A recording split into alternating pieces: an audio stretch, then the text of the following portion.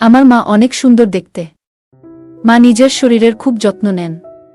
সাধারণত গ্রামে মহিলারা শাড়ি পরেন, কিন্তু মা মাঝে মাঝে শার্ট এবং জিন্স পরতেও পছন্দ করেন। তাকে দেখতে এখনও কম বয়সী মনে হয়, কারণ তিনি প্রতিদিন পরিশ্রম করেন এবং নিজের শরীরকে ফিট রাখেন। মায়ের লম্বা চুল এবং মুখে সবসময় হাসি লেগে থাকে। আমি ঘরের একমাত্র ছেলে, তাই মা বাবা আমাকে খুব ভালোবাসেন এবং কখনো আমার কোনো চাহিদা অপূর্ণ রাখেননি। আমার ছোট বোন পায়েল এখনও স্কুলে পড়ছে এবং খুব দুষ্টু। আমি আরিয়ান। এই গল্পটি আমার পরিবারের সম্পর্কে, যেখানে আমি, আমার বাবা, মা এবং আমার ছোট বোন তানিয়ার একসঙ্গে থাকি। বাবার নাম বিবেক। তিনি একটি প্রাইভেট কোম্পানিতে চাকরি করেন। মায়ের নাম আরুষি, তিনি ঘরের সব কাজকর্ম সামলান। আমরা একটি ছোট্ট গ্রামে থাকি, তবে মা বাবা দুজনেই শিক্ষিত, তাই আমাদের বাড়ির পরিবেশটা একটু আলাদা। মা যদিও গ্রামের অন্যান্য মহিলাদের মতোই জীবনযাপন করেন। বন্ধুরা, আজকের গল্পটা অনেক বেশি স্পেশাল, তাই কেউ মিস করো না। আর দয়া করে গল্পগুলো ভালো লাগলে ভিডিওটি লাইক, শেয়ার এবং চ্যানেলটি সাবস্ক্রাইব করো প্লিজ। গল্পটা শুরু হয় তখন, যখন আমার পরীক্ষাগুলো শেষ হয়ে গেছিল এবং গরমের ছুটি চলছিল। আমার বোন নানির বাড়িতে চলে গেছে, কিন্তু আমি সিদ্ধান্ত নিয়েছিলাম বাড়িতেই থাকব, কারণ কোথাও যাওয়ার ইচ্ছা ছিল না। বাবা প্রতিদিনের মতো অফিসে যেতেন আর মা ঘরের সব কাজ করতেন। একদিনের কথা, আমি আমার ঘরে বসে ল্যাপটপে গেম খেলছিলাম। সেদিন বাড়ির কাজের লোকও ছুটিতে ছিল, তাই মা নিজেই সব কিছু সামলাচ্ছিলেন। সেদিন মা রাজস্থানী ঘাঘরা চলি পরেছিলেন, যা তাকে খুব সুন্দর লাগছিল। ঘরে কেউ ছিল না, তাই তিনি ওড়না নেননি। মা প্রথমে রান্নাঘরের কাজ করছিলেন, তারপর আমার ঘরে এলেন হাতে একটি ঝাড়ু নিয়ে। আমি তখন বিছানায় বসে গেম খেলায় ব্যস্ত ছিলাম। মা যখন ঘরে ঢুকলেন, আমার মনোযোগ তার দিকে চলে গেল। আমি দেখলাম মা কতটা মনোযোগ দিয়ে ঘর পরিষ্কার করছেন। তার কপালে ঘামের বিন্দুগুলো চকচক করছিল, কিন্তু তিনি কোনো অভিযোগ করলেন না। যখন তিনি বিছানার নিচে ঝাড়ু দিচ্ছিলেন, তার চুলগুলো মুখের সামনে এসে পড়েছিল। আমি নিঃশব্দে তাকিয়ে রইলাম। মা একবারও আমার দিকে তাকালেন না, তিনি শুধুই নিজের কাজে মগ্ন ছিলেন। আমার মধ্যে একটা অদ্ভুত অনুভূতি কাজ করছিল, তবে আমি তাতে তেমন গুরুত্ব দিইনি। মা যখন সামনে ঝুঁকলেন, আমি লক্ষ্য করলাম তার আচরণে এক ধরনের আত্মবিশ্বাস এবং উজ্জ্বলতা প্রকাশ পাচ্ছে। আমার মনে একটা অস্বাভাবিক অনুভূতি হচ্ছিল, যা তখন পুরোপুরি বুঝে উঠতে পারছিলাম না। গরমের ছুটিতে পরীক্ষা শেষ হয়ে গেছে, আর আমার বোন তখন নানির বাড়িতে। আমি বাড়িতেই ছিলাম, আর বাবা তার কাজের জন্য বাইরে ছিলেন। মা ঘরের কাজকর্ম সামলাচ্ছিলেন, এবং সেদিন তিনি একটি হালকা ঘাঘরা পরেছিলেন। যেহেতু বাড়িতে কেবল আমি ছিলাম, তিনি ওড়না নেননি।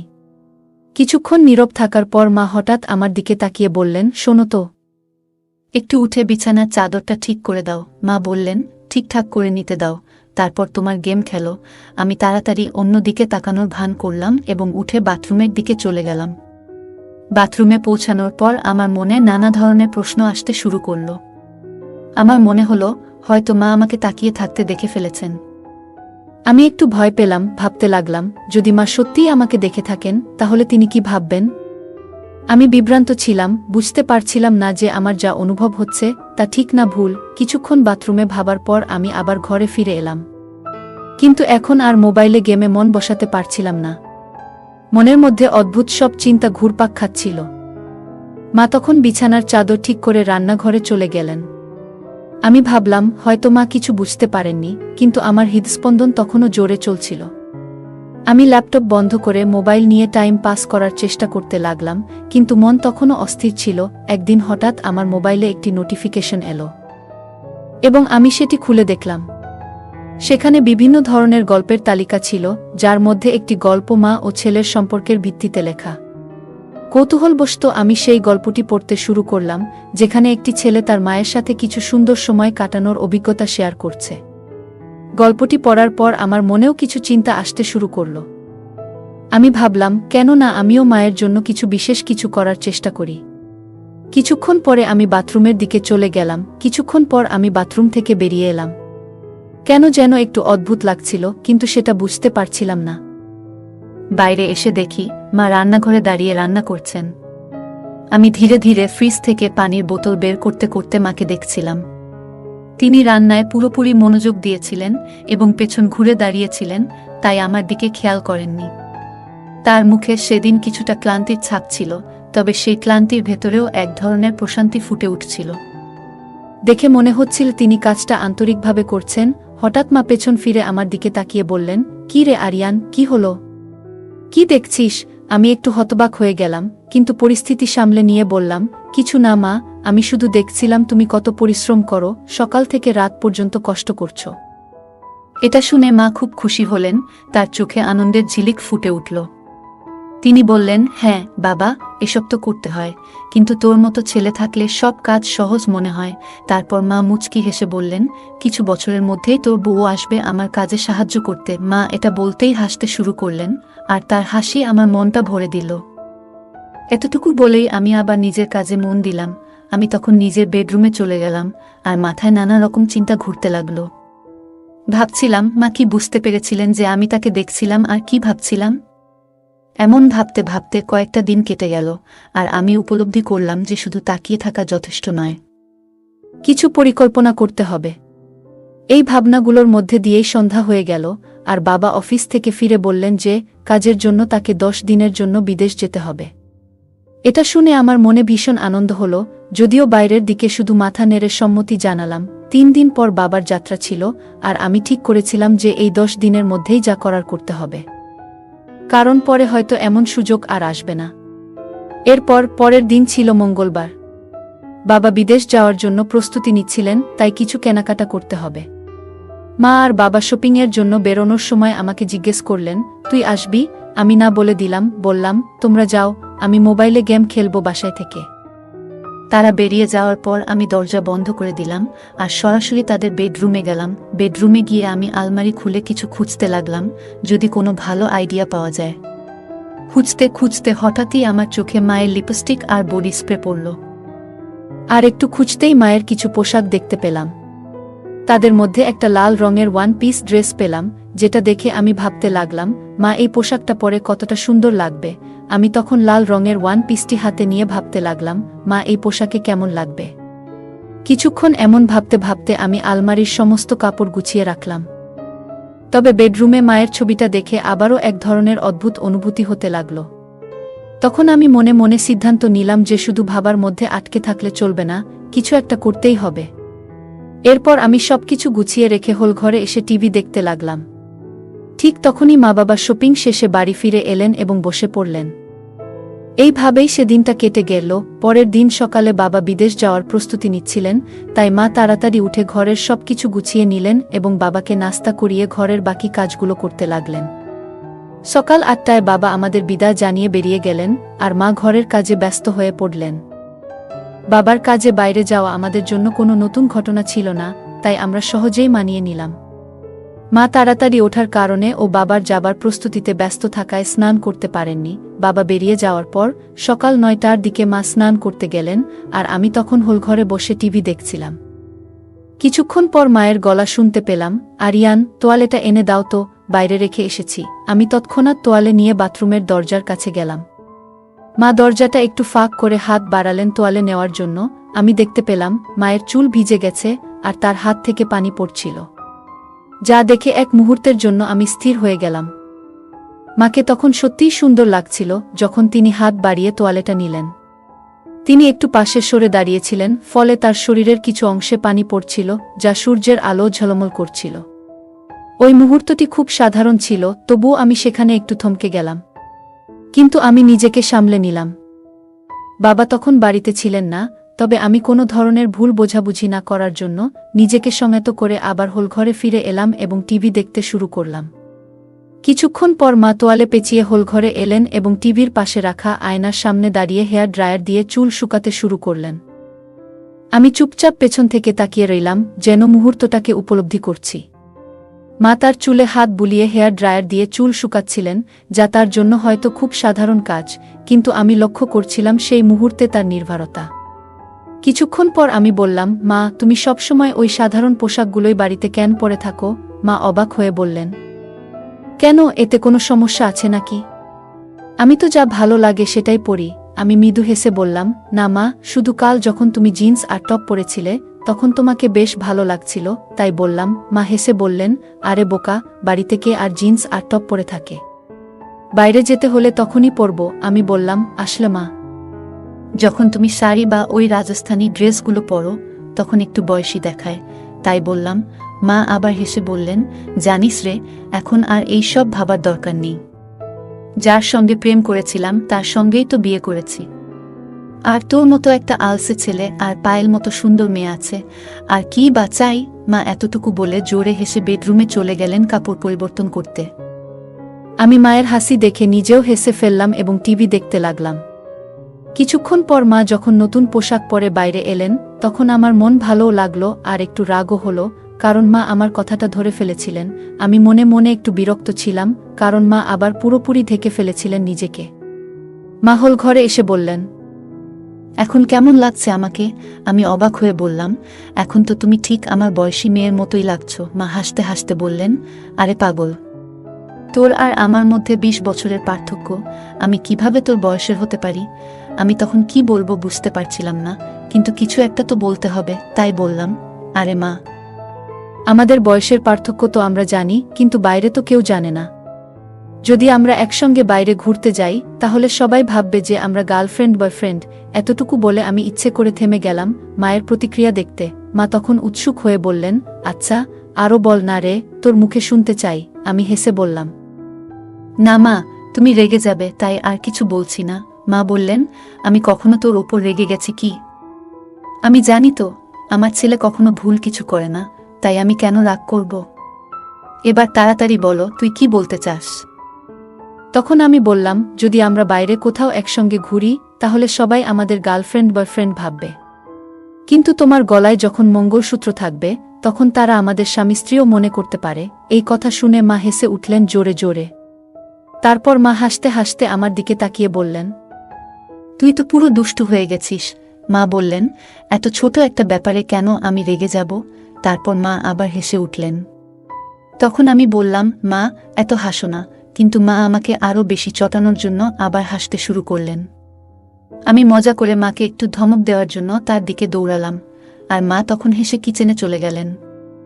আমি আবার হল ঘরে বসে ভাবতে লাগলাম যে ঠিক আছে, শুরু তো হলো, কিন্তু এখনও অনেক কাজ বাকি। মা খুবই সংস্কারী মানুষ, আর আমি কখনো তাকে এমনভাবে অনুভব করিনি যে তাকে এ ধরনের কোনো কিছুর অভাব অনুভব করতে হয়েছে। মা আর বাবার প্রেমের বিয়ে হওয়ার কারণে তারা নিজেরাই অনেক সুখী, কিন্তু আমার নিজের একটা প্রয়োজন ছিল। এরপর কিছুক্ষণ পর আমি আবার মায়ের কাছে গেলাম। মা তখন রান্নাঘরে কাজ করছিলেন। আমি গিয়ে বললাম, মা, তোমার কি প্রতিদিন এইসব কাজ করতে করতে বোরিং লাগে না? মা হেসে বললেন, না রে বাবা, যখন আমাদের কাজের বুয়া আসে তখন আমি আরাম পাই। তখন আমি বললাম, মা, এখন তো আমার ছুটির দিন চলছে, আর আমি খুবই বোরিং ফিল করছি। মা মুচকি হেসে বললেন, তাহলে কি করা যায় বল দেখি? কোথাও বেড়াতে যাব আমরা দুজন? আমি বললাম, হ্যাঁ মা, অবশ্যই যাব। তবে বাবা বাড়ি ফিরলে তখনই যাওয়া হবে। মা বলল, তুমি এখন কি করবে?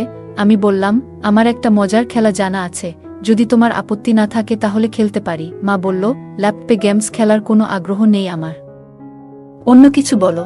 আমি হেসে বললাম, না মা, ল্যাপটপে না। তখন মা বলল, ও আচ্ছা, ঠিক আছে, কোনো খেলা? আমি বললাম, ট্রুথ অর ডেয়ার। মা হেসে বলল, ঠিক আছে, কিন্তু আগে আমার ঘরের কাজগুলো শেষ করতে দাও, তারপর খেলবো। আমি বললাম, ঠিক আছে, তুমি কাজ শেষ করো, আমি একটু রুমে গিয়ে অপেক্ষা করছি। কাজ হয়ে গেলে আমাকে ডেকে নিও। এ কথা বলে আমি তাকে হাসি মুখে বিদায় জানালাম এবং রুমের দিকে পা বাড়ালাম। রুমে গিয়ে আমি ভাবতে লাগলাম। কিছুক্ষণ পর মা এসে আমার সামনে বসল এবং বলল, তাহলে কিভাবে খেলাটা শুরু করব? আমি হেসে বললাম, তোমার পছন্দ, ট্রুথ নাকি ডেয়ার? সে চিন্তা ভাবনা করে বলল, ট্রুথ। তারপর আমি মায়ের দিকে তাকিয়ে মজার একটা প্রশ্ন করলাম। আমি মাকে জিজ্ঞাসা করলাম, বিয়ে আগে কি আপনার কোনো বিশেষ বন্ধু ছিল? আমার প্রশ্ন শুনে মা একটু অবাক হয়ে বলল, এ কেমন প্রশ্ন করলে আরিয়ান? আমি হাসতে হাসতে বললাম, এটাই আমার প্রশ্ন মা। আপনি তো ট্রুথ বেছে নিয়েছেন, তাই উত্তর দিতে হবে। মা একটু হেসে বলল, হ্যাঁ ছিল, আর সে তোমার বাবা ছাড়া আর কেউ না। এরপর আমি বললাম, ঠিক আছে মা, এবার আপনি আমাকে প্রশ্ন করুন, আমি ট্রুথ নেব। মা কিছুক্ষণ ভাবল, তারপর বলল, তোমার কি কোনো বান্ধবী আছে? আমি একটু হাসি দিয়ে বললাম, হ্যাঁ আছে। সে তো আমার সামনে বসে আছে। আমার কথায় মা একটু বিরক্ত হয়ে বলল, এই ধরনের কথা বলাটা ঠিক না। আমি তোমার মা। মায়ের প্রতিক্রিয়া দেখে আমার আত্মবিশ্বাস কিছুটা কমে গেল, কারণ মা সবসময় সিরিয়াস হয়ে থাকে। আমি মজা করে বললাম, তুমি কেন সবসময় এত সিরিয়াস হয়ে যাও? আমি তো শুধু মজা করছি, সে একটু হেসে মাথা নাড়ল। এরপর আমি আবার জিজ্ঞেস করলাম, তাহলে এবার বলো, ট্রুথ নাকি ডেয়ার? সে কিছুক্ষণ ভেবে বলল, ট্রুথ। আমি জিজ্ঞেস করলাম, তোমার জীবনে এমন কোনো স্মৃতি আছে যা তোমার কাছে খুব মজার?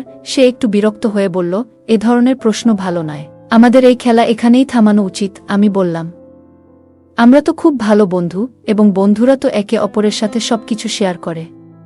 যদি তোমার বিশ্বাস থাকে তাহলে তুমি নিশ্চয়ই আমাকে কিছু বলবে। সে কিছুক্ষণ ভেবে বলল, কিছু প্রশ্ন ব্যক্তিগত হয়, আর সেগুলো ঠিক না শেয়ার করা।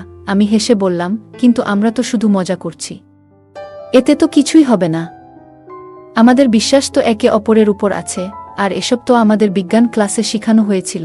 মা হেসে বলল, এসব বিজ্ঞান ক্লাসে শেখানো হয় না আরিয়ান। তখন আমি বললাম, যদি এসব শেখানো না হয় তাহলে আমাকে এসব জানার দরকার নেই। মা আবার বলল, তুমি সব জানার অধিকার রাখো, কিন্তু বুঝতে হবে তুমি কার কাছে প্রশ্ন করছো। তুমি তোমার মায়ের কাছেই এই প্রশ্নগুলো করছো। আমি বললাম, মা, তুমি জানো আমার খুব বেশি বন্ধু নেই, আর কোনো বান্ধবীও নেই, তাই আমি তোমার সাথেই সব কথা বলি।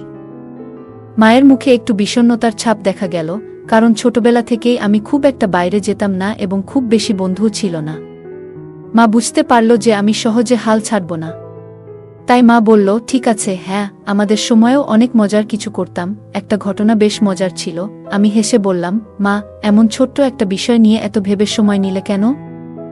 মা হেসে উত্তর দিল, তুমি না সত্যিই অনেক কৌতূহলী। মা মুচকি হেসে বলল, এবার তো খুশি হলে, তাই না?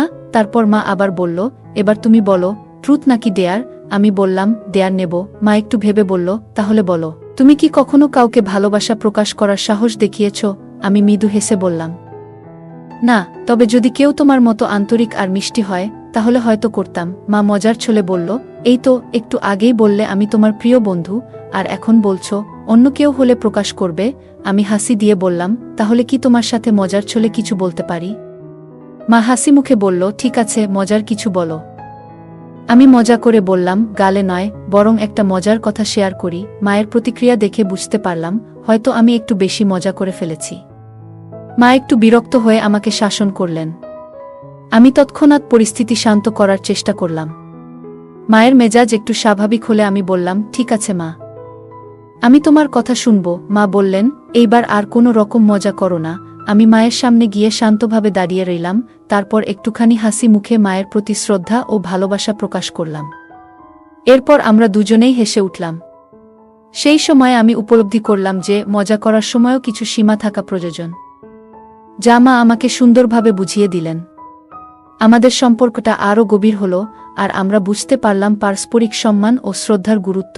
মায়ের চোখে আমি তখন স্পষ্টভাবে একটু বিরক্তি এবং চিন্তার ছাপ দেখতে পাচ্ছিলাম।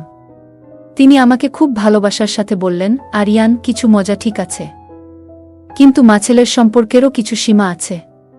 আমাদের সেই সীমা অতিক্রম করা উচিত নয়। মায়ের কথা শুনে আমি বুঝতে পারলাম যে আমার আচরণে মায়ের মন কষ্ট পেয়েছে। আমি সঙ্গে সঙ্গে মায়ের কাছে ক্ষমা চাইলাম এবং প্রতিশ্রুতি দিলাম যে এমন কোনো মজা আর কখনো করব না, যাতে আমাদের সম্পর্কে কোনো দূরত্ব তৈরি হয়। মা আমার ক্ষমা গ্রহণ করে আমাকে জড়িয়ে ধরলেন এবং বললেন, বাবা, আমি সবসময় তোমার বন্ধু থাকব, কিন্তু মনে রাখতে হবে আমাদের সম্পর্কের কিছু সীমা আছে। আমি মায়ের দিকে তাকিয়ে বললাম, হ্যাঁ মা, আমি বুঝতে পেরেছি। আমি আপনাকে আর কখনো কষ্ট দেব না। এরপর আমরা দুজনেই আবার হাসি মুখে সাধারণ আলাপ শুরু করলাম।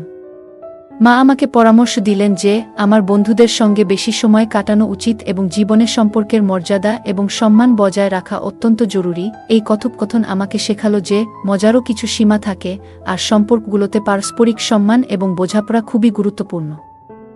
শেষে আমরা একে অপরের সঙ্গে হাসি মুখে ট্রুথ আর ডিয়ার খেলা শেষ করলাম এবং প্রতিজ্ঞা করলাম যে আমাদের মধ্যে বন্ধুত্ব এবং ভালোবাসা সবসময় অটুট থাকবে। গল্পটি আমাদের পরিবার, সম্পর্কের মূল্য এবং সামাজিক আদর্শ নিয়ে গভীরভাবে চিন্তা করার সুযোগ দেয়, যদিও কিছু দিক অনৈতিকতার দিকে ইঙ্গিত করতে পারে। এটি শিক্ষণীয় অভিজ্ঞতা হিসেবেও দেখা উচিত। গল্পটি সঠিক ও ভুলের পার্থক্য বুঝতে শেখায় এবং পরিবারের সম্পর্কগুলোকে শ্রদ্ধা ও মর্যাদা দিয়ে মূল্যায়নের গুরুত্ব তুলে ধরে। গল্পের কেন্দ্রীয় চরিত্র আরিয়ান কিশোর বয়সে শারীরিক ও মানসিক পরিবর্তনের মধ্য দিয়ে কিছু ভুল ধারণা পোষণ করতে শুরু করে। এই বয়সে এমন অনুভূতি আসা স্বাভাবিক হলেও সেগুলো নিয়ন্ত্রণ করা এবং সঠিক মূল্যবোধে পরিচালিত হওয়া অত্যন্ত জরুরি। বাবা মা আমাদের জীবনের ভিত্তি, তাই তাদের প্রতি শ্রদ্ধা ও সম্মান বজায় রাখা অত্যন্ত গুরুত্বপূর্ণ। এই বয়সে আত্মনিয়ন্ত্রণ এবং নৈতিকতা বজায় রাখা গুরুত্বপূর্ণ। সমাজ ও সংস্কৃতি আমাদের শেখায় যে চিন্তা ও অনুভূতির উপর নিয়ন্ত্রণ রাখা উচিত, ভুল পথে চললে জীবনের সমস্যার সম্মুখীন হতে হয়। ইতিবাচক পথে মনোযোগ দিতে সৃষ্টিশীল কাজ বা খেলাধুলায় নিজেকে ব্যস্ত রাখা শ্রেয়। গল্পটি আমাদের সতর্ক করে যে মূল্যবোধ এবং নৈতিকতা মেনে চলা প্রয়োজন, কারণ ভুল চিন্তা ও আচরণ আমাদের এবং আমাদের পরিবার ও সমাজের উপর নেতিবাচক প্রভাব ফেলে। বাবা মায়ের প্রতি সম্মান প্রদর্শন এবং তাদের সঙ্গে পবিত্র সম্পর্ক বজায় রাখা আমাদের প্রধান দায়িত্ব। যদি ভুল চিন্তা আসে, তাহলে নিজেকে শক্তিশালী করতে পরামর্শ গ্রহণ করা এবং নৈতিক বিশ্বাসে কাজ করা জরুরি। যদি কখনো আপনি এমন কোনো পরিস্থিতিতে পড়েন যেখানে আপনার মনে অপ্রাসঙ্গিক চিন্তা আসছে, তখন সেটা কারো সাথে আলোচনা করা খুবই গুরুত্বপূর্ণ, যেমন আপনার বাবা মা, শিক্ষক বা কোনো পরামর্শদাতা। এই ধরনের আলোচনা আপনার ভেতরের দ্বন্দ্ব মেটাতে সাহায্য করতে পারে এবং সঠিক পথ দেখাতে পারে। গল্পের মূল চরিত্র আরবকে বুঝতে হবে যে নৈতিকতা এবং আত্মনিয়ন্ত্রণ জীবনের এক অপরিহার্য অংশ। গল্পটি আমাদের শেখায় যে পরিবারের প্রতি সম্মান এবং শ্রদ্ধাই সমাজের ভিত্তি। যদি কোনো সম্পর্কের মধ্যে অসম্মান বা অনৈতিক আচরণ প্রবেশ করে, তাহলে তা পুরো পরিবারের কাঠামোকে নষ্ট করতে পারে। অভিভাবকদের উচিত তাদের সন্তানদের সাথে খোলামেলা ও সহানুভূতিপূর্ণভাবে কথা বলা, যাতে তারা সঠিক পথে চলতে পারে। এই গল্পের আরেকটি গুরুত্বপূর্ণ দিক হল সমাজে কী ধরনের সাহিত্য, সিনেমা বা বিষয়বস্তু শিশু ও কিশোরদের সামনে তুলে ধরা হয়। অনৈতিক বিষয়বস্তু সমাজে নেতিবাচক প্রভাব ফেলতে পারে। তাই অভিভাবক এবং সমাজকে সচেতন থাকতে হবে, যাতে শিশুদের সামনে সঠিক বিষয়বস্তু উপস্থাপিত হয়। সময়ের সাথে সাথে যখন একজন ব্যক্তি বড় হয়, তখন তার চিন্তাভাবনাকে আরও পরিপক্ক করতে হবে। গল্পের চরিত্র আরবের আচরণ এবং চিন্তাধারা ভুল পথে যাচ্ছে, কিন্তু এর থেকে আমরা শিখতে পারি যে সঠিক দিকনির্দেশনা এবং আত্মসংযমের মাধ্যমে একজন ব্যক্তি তার চিন্তাধারাকে সঠিক পথে নিয়ে যেতে পারে। আমাদের সংস্কৃতি এবং পারিবারিক মূল্যবোধের গুরুত্ব অত্যন্ত বেশি, বিশেষ করে ভারতীয় উপমহাদেশের প্রেক্ষাপটে। এই গল্প থেকে আমরা শিখতে পারি যে নৈতিকতা এবং মূল্যবোধ যে কোনো সম্পর্কের ভিত্তি। যদি সন্তানদের সাথে সুস্থ ও স্নেহপূর্ণ সম্পর্ক থাকে, তবে তাদের জীবনের সঠিক দিকনির্দেশনা দেওয়া সহজ হয়। গল্পটা কেমন লাগলো জানাতে ভুলবে না। আরও মজার রোমান্টিক গল্প শুনতে চাইলে ভিডিওটি লাইক, শেয়ার এবং চ্যানেলটি সাবস্ক্রাইব করতে এবং বেল আইকনটি ক্লিক করতে ভুলবে না। ধন্যবাদ।